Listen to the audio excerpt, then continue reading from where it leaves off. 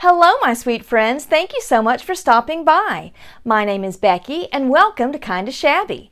Each week, I share kinda shabby but always chic, crafty inspirations. As I am filming this video, I am approaching 10,000 subscribers, and I cannot thank you all enough that we have 10,000 beautiful people in the Kinda Shabby family. I so appreciate you.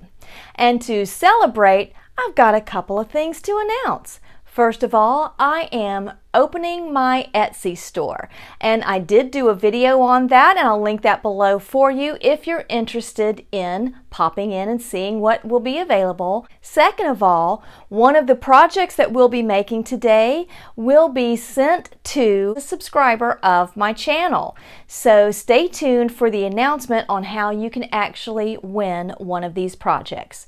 So now, let's talk about what we're going to do. We're going to be using some of these wooden hearts that I have picked up from Hobby Lobby, and these are going to show up in a couple of projects that we're going to do today. We are going to have some fun with some vintage music sheets, and if you don't have music sheets, you can use book pages, or you can also use scrapbooking paper. We're going to have a little bit of fun with some crepe paper streamers as well. Then we will be using some beautiful fabrics to create a wreath from this dollar store form, and we'll be using these fabrics as well when we do our beautiful beaded garland. So let's go ahead and get these projects started. Don't you just love it when you see a little crafting inspiration on Pinterest and you realize you've got everything in your stash to make these? And that's how it was when I saw these cute little hearts. So first of all, we're going to be taking these little wooden hearts, and you don't have to use a wood heart. I'm just using this as a template to trace around. So you use whatever heart-shaped item that you have that you want to trace around. You're also going to need either some sheet music or some scrapbooking paper or book pages. And you're also going to need some cardboard or poster board, something like that, to give our project some stability. Just going to lay out your hearts, trace 3. We're just going to do the same, and on our paper, we're going to trace out 6. And now that everything is traced, we're going to cut all of our pieces out. Now to assemble our hearts, we're going to take just a regular old glue stick, rub that all over on the cardboard side, and then we're going to place one of our paper hearts on top of that. Make sure that that glue and that paper are firmly attached to each other. And we'll do that to all of our other cardboard hearts that we have here on this side. Then we'll turn them over and glue them on the other side. So you can use paper edging scissors to go around the edges of your heart. So that gives you a decorative edge like this. Or you can use pinking shears. You can just keep it as your plain old heart shape, just like this, and there is nothing wrong with that. For the next step, I am taking some Archival ink in the color coffee, and I am also using just one of these foam brushes, and I am going to distress the edges. You can just leave them just as they are, but I like adding that extra touch on the edges. And it just gives it such a cute little aged appearance. If you don't have ink, you could also achieve this look with a little bit of dry brushed brown paint. There we go, so nice and vintagey. Now that our ink is dry, we're going to need some lace and anything else that you want to use for embellishments. So I'm going to take some of this gorgeous lace, and I picked this up at Hobby Lobby, and I'm just going to use sections of it. That's going to be pretty, so I'm going to glue that down. I'm going to add a couple of dots of glue and tap that in. Just little tiny dots of glue. And trim off the corners and the excess. And these are just really, really pretty so far. And you could leave them just like that, but more is more when it comes to shabby chic. Now I'm going to take some of this ribbon that I picked up at Hobby Lobby, and it's so pretty. I'm going to lay that and glue that in as well. And then I'm going to put the glue just up underneath the little leaves. I have that same ribbon in pink, and I'm going to put some pink on here as well, staggering the pink between the green leaves. Using our ink and the brush again, I'm going to age that lace just a little bit. So if I just gently tap on some of that ink onto that lace, it just tones that right down and makes it look a little softer.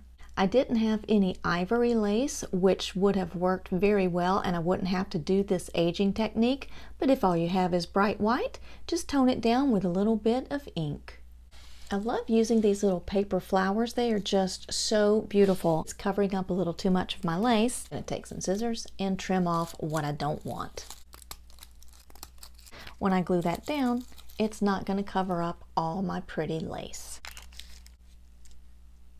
That is just so soft and romantic. I love those colors. I'm going to trim this one down as well. I'll glue that one down. I've picked out a couple of little buttons that I want to use instead of the flowers. I think they turned out really soft and romantic and so shabby chic. So we're going to finish up using our box here. So we're going to use this piece as a bookmark, and then this piece we're going to cut in half and use it for gift tags. Just cutting away all of that excess that you are not going to need. And now we're going to trace around our pieces twice so we have a front and a back. Cut them out. Apply your glue stick. Center up your piece and smooth it down. You're going to take your other piece, fold it in half, and cut those two pieces apart. Then you're going to follow the same process until all of your pieces have been glued on both sides. Take your ink and your foam brush and distress the edges just as we did with our little hearts here if you want a more aged and vintage appearance. So that is with the ink, and that is without. So you decide if you even want to add that step, and you could add as much or as little as you like. I love this little tag punch because it makes quick work of these projects, and it has several different sizes here on the throat plate, and this one of course is the largest size here. You slide it in and then you punch it. I am going to have to lay this down though. It just gives such a pretty decorative edge. You could just use standard paper punch, just to punch a hole in the middle there, and it would be perfectly fine that way as well. And now we're going to use our crepe paper to add some vintage charm to the bottom of our music sheets. So you're going to hold the end steady with your thumbs, and you're just going to walk that in and make little pleats. I think this is a better angle, so you just grab it and pull it to you to make a pleat, and you just keep grabbing and pleating and walking that paper to you. And as you make those little pleats, you see that you end up with a cute little ruffle. And I'm probably going to do 12 to 15 inches of this and making little teeny tiny pleats. And now we're just going to trim off the excess. And now you need to determine which side you want to be your front and which side you want to be your back, because we're going to be gluing this down to the back. It is going to unravel a little bit when you let it loose, but that's okay. You just want to try and control it as best you can. And you're going to bring it to the end, to the edge here, and you're gluing about a 1/4 inch from the edge up here. And apply a little bit of glue and press those down in there. You're going to let a little bit of that out, lift that up, make a little line of glue, and press those in. And then we're going to let a little more out at the edge here, more glue, and press it in. Anywhere that it wants to stand up, you're just going to tack in a little bit of glue. Now we do need to trim this excess off here. Go back in and crease some of those with your finger. How beautiful is that? And now we're going to add a bit more charm. And I like this lace right here. I think that looks nice and soft and vintage. That is so pretty. And we're going to glue that down.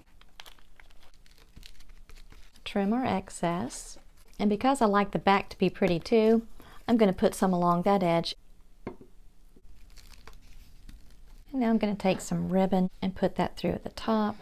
I think that turned out so pretty. We're going to make 2 more ruffles, gently walking up our fingers and creasing that crepe paper. So that's going to be a good length for me right there. I'm so sorry this is hard for me to get a very good angle for you. I just love these sweet little ruffles. They are so, so cute. Now for this one, I like this little rose trim. We're going to add our ribbon to the top. I am going to go back and add more of this trim to the back, but for the sake of time, we're just going to go ahead and move on to our last little tag. So I created and added the ruffle just as I did with these other 2, but before I add the trim, I just want to make this a little cute and add some glitter. So I'm going to be using my art glitter adhesive, but you can use a brush and some Mod Podge. Any type of glue that you have that you can get a thin amount of glue on there will be perfect to use. And it runs just a nice tiny little bead of glue. I'm going to thin that out. Most of my glitter has a shaker on the top. This one does not. I love glitter. Valentine's Day is the perfect opportunity to use a bunch of glitter too. And now I'm going to apply my pom-pom trim because I didn't want to get glitter all over that. And again, we're just going to line it up, roll it back, and glue it down. I'm also going to be adding it to the back, but again, for the sake of time, I will do that off camera. I really, really like these, and making the ruffles with crepe paper is just so quick, easy, and inexpensive as well. Next, we're going to be making these cute little stuffed paper hearts, and you can use the scrapbooking paper, as I've done with this example here, or you can also use a lunch sack, and that's the one that we're going to use for demonstration here. I've also used my Archival ink in Vibrant Fuchsia, and I've used my rose toile stamp to stamp a pretty design on there. The little hearts by themselves is just fine. You do want to open your sacks up, and you're going to cut along the crease here because you're not going to need that. Next, you're going to take your heart template and you're going to trace around those. Take your scissors and cut your hearts apart. Make sure that you keep the 2 pieces together. So now that we have our pieces cut apart, we're going to be punching our stitching holes. I like using my awl, but you could use a large safety pin or something else that you have on hand with a sharp point to go through your paper. You also want to lay it over something that is going to have some give when you punch through it. I like to use this little piece of packaging foam here, but you could also use a rolled up rag. We lay our pieces together. You're going to come about a 1/4 inch away from your edge. You're going to punch your hole. And you just keep going a little distance apart from each other and making those holes. A little easier to see it from the back. And we're going to just continue that all the way around our paper hearts. And now that we have all of our holes punched, we're going to be stitching our pieces together. I'm going to be using embroidery floss, but it would also be really cute with baker's twine or some crochet thread. We're not going to stitch all the way around. We do need to leave an opening to put our stuffing in. To begin with, I'm going to open the 2 pieces apart so I don't have that knot showing. So it's going to be on the underside of that heart. Tuck that thread. Bring that down. We're going to just do an overcast stitch where you literally just pull up and bring it around. This is sometimes called the overhand or the overstitch. You could also do a blanket stitch. That would be really cute as well. Easier seen on the back. I saw this on hometalk.com, and you can search their database kind of like Pinterest. They have all kinds of cute things there. I just thought it was so cute. So we are going to stitch till about right here so we can have this open for our stuffing. And when I made my stitches, I did it tightly enough that it's going to stay together when I put my stuffing in there, but not so tightly that it was going to tear my paper or curl the edges over as I stitched. So I'm going to take my fingers and open it up just a little bit so it makes it easier to put the polyfill in and tuck that in there. These would be really cute as bowl fillers. They would look cute laying on a little tiered tray, or even as scatter on a tablescape. That would look cute too. Tuck that in there so we don't get that caught in our stitches. And then do what we did before and just stitch that opening closed. Don't be like me. I pulled too tightly right there and ripped it, so I had to make another little stitch over. We're just going to come to the back, pull our thread up, and tie it off. So we're just going to have a tiny little knot. I just love these. They are so, so cute. To make our shabby Valentine wreath, we're going to start with a wreath form, and I picked this one up at Dollar Tree. I've also got some snipped and ripped strips of fabric here, and I have them 12 inches long, and they're each 1 inch wide. And you just grab your strips, and you're going to tie them onto your wreath form all the way around.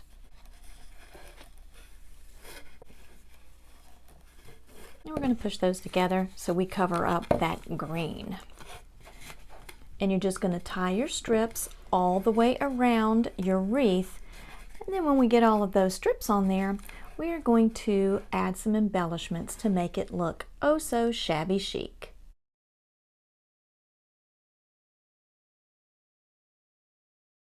So now we have all of our strips tied on there, and you can see it's completely covered. And I used about 65 strips, and I used 3 different colors of fabric. Now when you snip and rip your fabric, you are going to have a lot of excess string to pull off. But if you're going to make those paper hearts, this would be great to use to stuff those little paper hearts with. We're going to take one of our heart forms, but now we're going to paint this, and we're actually going to use it as a wood heart, not as a template anymore. I'll be using Seashell Pink in the Folk Art acrylic paint. I just love that soft, beautiful pink color. And I like to start on the sides because it always leaves like a little lip around your project. So now we can go back and just smooth over everything and smooth all of those edges out. And while our heart dries, we're going to go ahead and paint our wood beads that we're going to be using in our garland. I've used the Rust-Oleum chalked paint in linen white, and again the Seashell Pink. I added the paint to some plastic bins. I also added just a few drops of water, and I just stir it up with a paintbrush. So I did that with the white and also with the pink. Then I just take some bamboo skewers and insert that in those holes. And I have 15 of each color. So I'm just going to rest those on the edge like that. And I'm going to pick up the rest of the beads and just have them hanging over the plastic bin so they all dry consistently. I do come back after they've been drying for about 20 minutes just to make sure that they aren't dripping. And if they do have drips on the bottom, then I just take my paintbrush and just smooth that out, because you don't want to have paint drips dried on the underside of your beads. Now to finish off my little wreath here, I want to hang my heart in the center of the wreath, and I'm also going to put one of these little keys on there as well. And I used this ribbon, and it's just a nice, beautiful, soft organza, but it is thick and it is wired, and I didn't need that. So I just went in and cut off a strip of what I wanted and threaded it through my heart. Now I'm going to do the same thing for our little key. And I found using a needle threader is so easy. Put your ribbon through your needle threader and then just pull everything through. Make a little knot. Then I just need to determine how low I want it to hang on my wreath. I think that looks good. So I just have to tie it in place. I just think that is so sweet and so pretty. We have one more project to go. Now that our beads are dry, it's time to string them up to make our garland. And I'm going to be using some natural jute twine, but you can use whatever you have on hand to string your beads. We're going to be adding one of our little wood hearts here on one end and our little tassel on the other. So while I was making my wreath, I went ahead and made some extra strips for the tassel, and these are 18 inches long here. For the length of my jute, what I like to do is line up my beads so I can see how long my garland is going to be, double it over, and I pull a length out so I have extra on each end just to give me a good length to work with. I'm going to take a little bit of blue painter's tape to put on my end here. That's going to make it easier for us to get these through the beads.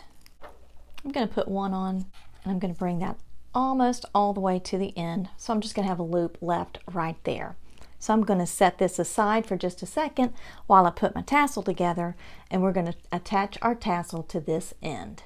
So now that you've got all of your strips laid out, you're just going to fold it in half and find the center. I also have a piece that I'll be using to tie that off with, but before I tie that off, we're going to take all of these strips and we're going to put them through our bottom loop here. Just like this. Now I'm going to tie this off.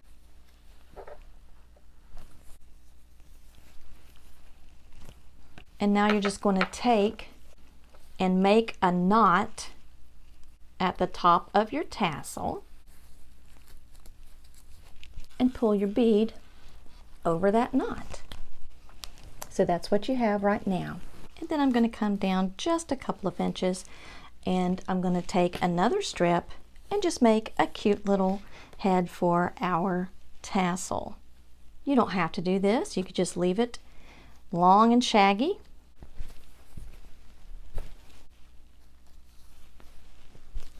But that's what you have on one end. Now we're going to just start threading our beads on. And I've got the white here, so then I'm going to do the pink. And we're just going to alternate our colors. And that is such a pretty pink. And just thread them on until we get to our last bead. And then we'll add our little heart. So I have all my beads on here, and I think that just turned out so pretty. I didn't like this tied around there, so I just cut it off. I just prefer a just nice big fluffy kind of tassel. And now before we add our heart to this end, I'm going to take the word love and stamp that on there. And I picked this little set up at Tuesday morning, and it was only $4.99. So we're going to ink it up, hover and see how we want it. And if I don't like it, I can always sand it off and paint over it. Oh, I think that's cute. I like that. I'm going to let that dry for a second, and then I'm going to do the same thing. I'm going to stamp the back of that as well. Okay, it's got the stamp on both sides. I like that. I think that's really cute. And now all I'm going to do is pull this through here. Bring this out just a little bit. And we're going to knot this end.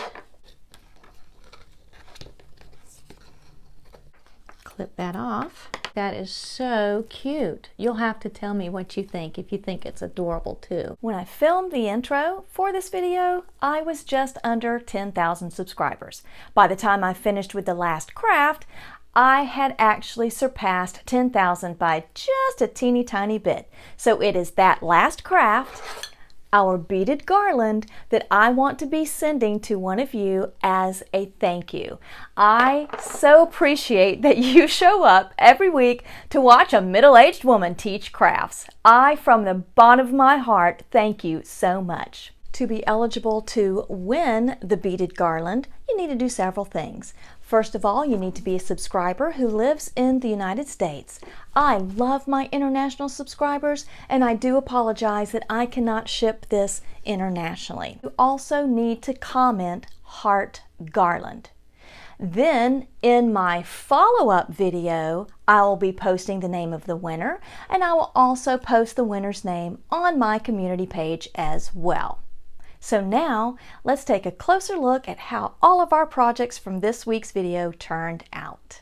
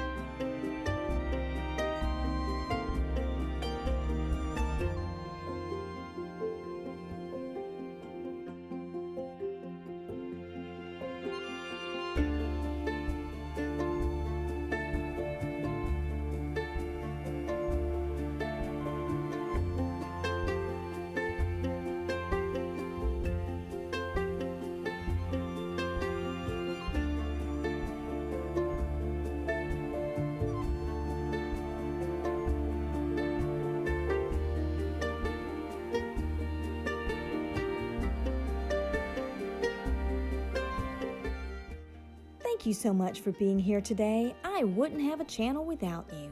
Come back next week for more kinda shabby but always chic, crafty inspirations.